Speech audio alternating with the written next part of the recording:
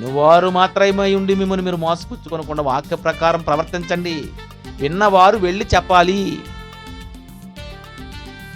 చెప్పాలంటే ఏం చేయాలి? ఎక్కడ వినాలి? అపోస్తుల కార్యములు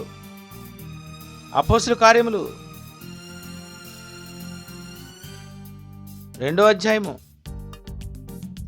42వ వచనము. వీరు అపోస్తలుల బోధ యందును వీరు అపోస్తుల బోధ వింటున్నారు, సహవాసమందును సావాసం చేస్తున్నారు, రొట్టె విరుచుట రొట్టె యందును విరుచుట చేస్తున్నారు, ప్రార్థన చేయుట చేస్తున్నారు, ఎడతెగక యుండెను.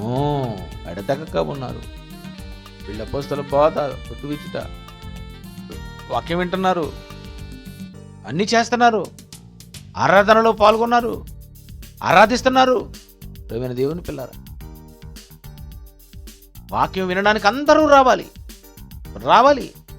వాక్యం విని నేర్చుకున్న తర్వాత వాటిని అందరూ ప్రకటించాలి.